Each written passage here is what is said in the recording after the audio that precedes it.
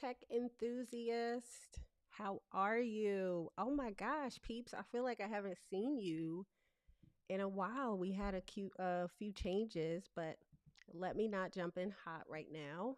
Let me make sure we are live in all the places and that you can hear me. If you are here with me live, please go ahead and drop in the chat if you can hear me, if you can see me. If you are watching on the replay, we say welcome. Happy to have you. Okay, so let me just get all my screen set up. All right. Okay, so hey, tech enthusiasts, welcome to another episode of the Tech Fuss Made Easy with myself, Tanesha Halstead. If you are new here, well, we say welcome. And if you're a dedicated viewer or member of the Tech Fuss family, I want to say again, I'm just so grateful for you. And so every Thursday at 8 p.m. Eastern Standard Time, we join together live, like family supper, and really just get on this tech journey to exploring ways to have smoother, simplified, time consuming tasks that we could use tech tools to get the job done faster. And so today we're going to dive deep into a topic that I like to say like people like will cringe because when we talk about numbers and data, it seems to be like an overwhelming topic. But tonight we want to talk about how understanding your numbers and just even some internal things, how they can really foster some big wins, especially as we head into quarter two. And there's no need for you to be a math genius. We're just here to provide some simple, not only tech tools, but ways that you can actually understand the process of tracking and just making it a little simpler to be able to boost your success. So, whether you're freelancing, you're running a small business, maybe you have a lean team, or you're just simply tech curious, this chat is for you. So let's make quarter two our best one yet. And so if you've been to one of our live streams before, you know I like to come in hot, but I'm learning. Okay. So, but before we jump into today's topic, let's get to know each other. If you are here with me live, drop a comment introducing yourself and sharing where you're tuning in from. And if you're watching us on the replay, and you'll see me moving because I have dual screens here, so I'm just trying to get all the windows together. But if you're watching it on the replay, we love our replay watchers as well. The team and I love to go back and be able to engage and respond to your comments, your questions, and just feel the love. So definitely comment even if you're watching on the replay. And so for those who might be joining us for the first time, my name is Tanesha Halstead, and I'm super passionate about helping small business owners streamline their operations and really just creating ease in their daily tasks through simple yet effective tech solutions. And so, um, I before I like get into the topic, I also wanted to do kind of little of what do you call those, like house notes or like upcoming event session. So our Q&A and co-working sessions are back in action. We actually had our first one this week, and we'll actually be doing the second one April 23rd from 6 to 7 p.m. Eastern Standard Time. And if you've never joined us before, with the virtual co-working sessions, it's really we do a Q&A portion in the beginning, and then feel free to ask me anything. So seriously, I mean anything. Whether it's tech tips, time-saving hacks, or even just curious about, I built a little cozy meditation corner. So even if it's you saw it online and you want to know about it, I'm all ears. So that time is there. And then we go into a 25-minute Pomodoro style co-working session. So I am a firm believer with we learn a lot of things, but we lack taking action. So whether we're discussing something, and then that's the thing you want to take into co-working. That's how that works. Or you can choose to work on something totally different. The beauty of it is we are just your virtual office mates for that time frame, allowing you to move the needle on a task that maybe you've been kind of like not wanting to look at, or maybe it's just lingering a little bit longer than you like. And so I'll go ahead and drop the link for that inside of the chat. All right. So I'll go ahead and drop that in the chat for those that may be interested.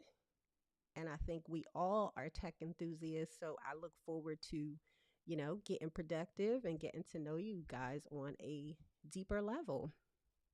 And so I dropped that in the chat. And then if you are here, I am going to guess that it's because you want to simplify tasks and really just stop worrying about processes or choosing the right tech tools for growth. And so if that's you, I want you to go ahead and type yes in the comments. If no, you can still type no, but I'm going to go with you're most likely here for that. And so with that, we're going to dive into today's session. The way it'll be broken out is we're going to go over 3 key areas. And so we're going to start out with talking about the power of data tracking. And if it's your first time here, I like to do a little screen sharing too. So I'm going to hop over to my other screen and get this rolling. Hold on one sec.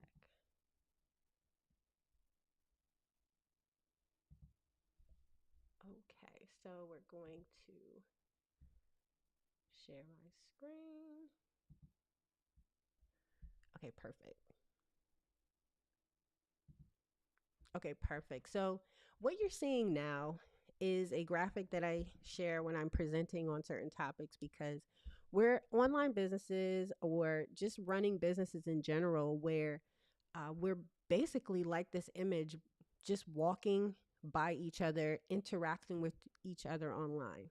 And it's not everyone's favorite topic to talk about metrics, but what metrics allow you to do is not run your business in the dark. It allows you to really start tracking things. When we hear numbers, we think of sales. Maybe you've heard of tracking how many people visit your website. Maybe you're tracking customer feedback. But at the end of the day, just having that information is like turning on a light in a dark room. And we're connecting with audiences on different platforms. So, if you're a business like myself, you might be on LinkedIn, you might be on Instagram. We're currently on YouTube, and there's Facebook and so many other platforms. So you'll hear me say over and over, we're not creating content just to create content. We want to be able to impact our audience and connect in authentic ways, in the way that we're providing a solution that is actually going to help their business. So you want to position yourself for people to be aware of that. And so I want you to measure your success. I want you to be able to, stumble past that feeling of overwhelm. And if you're here with me, have you ever felt overwhelmed trying to keep track of your business data, like looking at the metrics, understanding what is going on, or just being like this meme? I'll actually play it again, where you're just like calculating and you're like, well, what does this even mean? And so what I like to share is that for our business, we too had to deal with that. And when I first started my business, I didn't really understand what I was looking at, but I was in different communities where they talked about tracking your metrics. And I'm like, well, what metrics am I supposed to even be tracking? And so through different courses, I actually started tracking that information just as simple as I could. And it was in a Google sheet that pulled out things that I thought were relevant to my business, and then also putting my goals in there. And so that was the simple way that I started. And I'm actually going to show you because this might be beneficial for someone who is not ready for the tools that I'll share later on. But I always want to make sure that you walk away with a quick tip or a quick win to be able to take action. And so I'm going to hop over back to my screen here and show that to you. Okay, so when we started the business years ago, and I say we because we now have team members, but back then it was me. And this just gives you an idea where the data that I was tracking was marketing and visibility because at the time it was a brand new business. I wanted to get eyes on my business and be able to be known. And so let me go ahead and expand that. Okay. And so this, as you can see, started in 2021 and I was inconsistent. And I want you to give yourself grace with that as well. You're not going to be consistent totally if this is how you're starting out, especially if you're the person doing it, but you want to do your best. And so what I thought was important was okay, well, I was like, okay, I have a website, I've got email marketing. We've got the different platforms. At the time, we weren't on YouTube. We had Instagram, Facebook, and LinkedIn. As you can see, YouTube was grayed out. And then I also had our yearly goal, the quarterly focuses, and I still actually do that today, but just a little bit different. But what it allowed me to see is even though I wasn't doing it monthly, it allowed me to see um, data and be able to say, okay, well, you know, 1 month it was really high. Then what was causing this?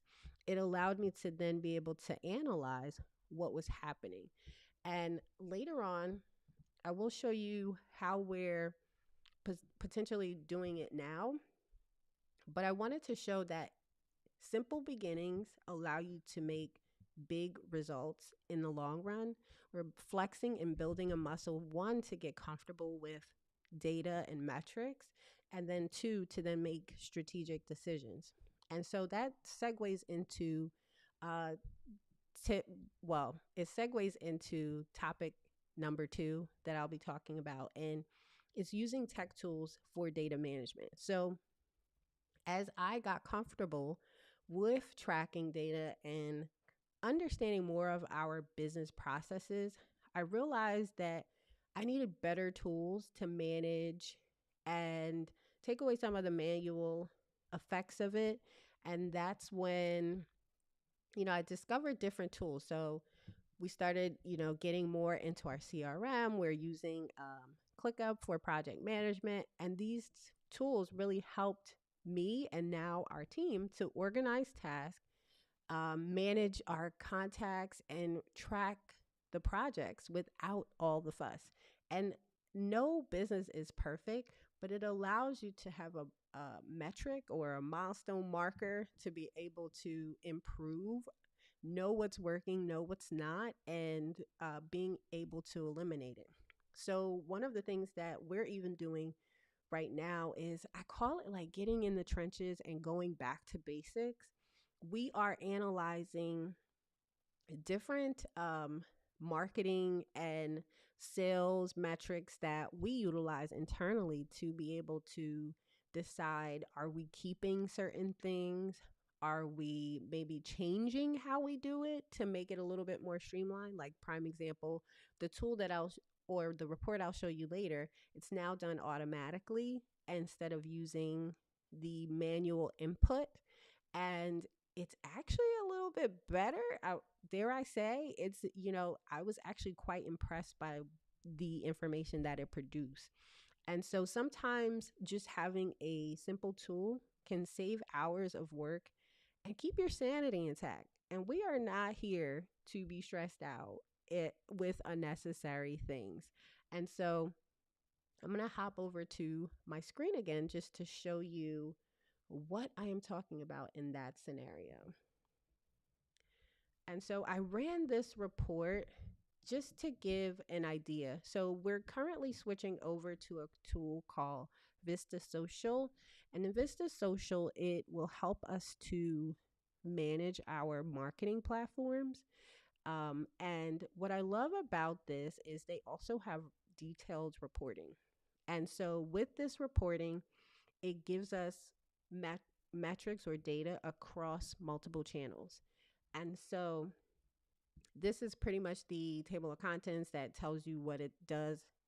So it gives you a cross channel report, and then it also breaks it down by the different platforms. And so currently, when we signed up, we have, and you can see it's so detailed. We have these platforms connected. And then what it does is it gives a cross channel report and shows like what our posts are like, what our followers are engaging with. And then also will show you where the engagement is. And it's so funny just looking at um, this particular graph. I got to be honest, I didn't think that we had engagement like that on Instagram until I looked at this report.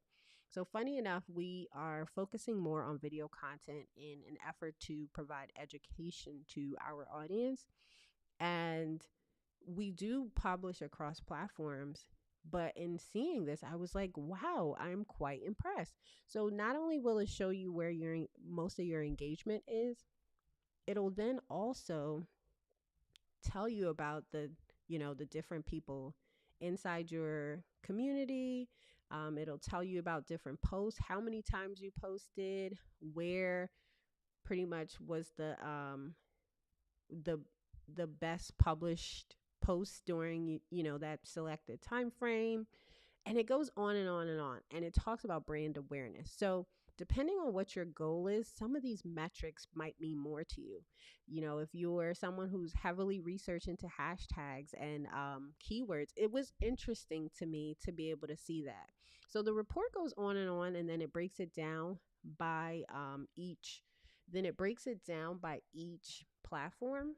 Now, what I loved about it is that using this data then allows us to ultimately drive decisions that are game changers for our business. So for us, our goal this year is brand awareness and exposure. And with that, we're looking for where we can get the most impact for what we're doing.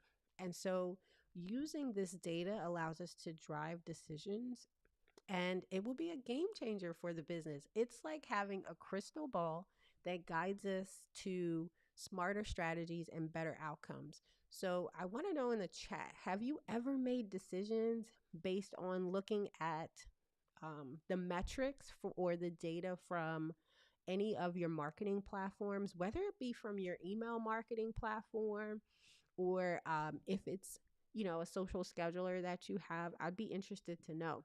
So tools like Vista Social can help us visualize these trends and really make decision making a breeze. What I love about it too is that now I've actually been able to schedule, like, so our monthly reports automatically come to me and the team, and then once we meet, we can analyze what worked, what didn't work, what are we changing, and just and making sure we are continually improving.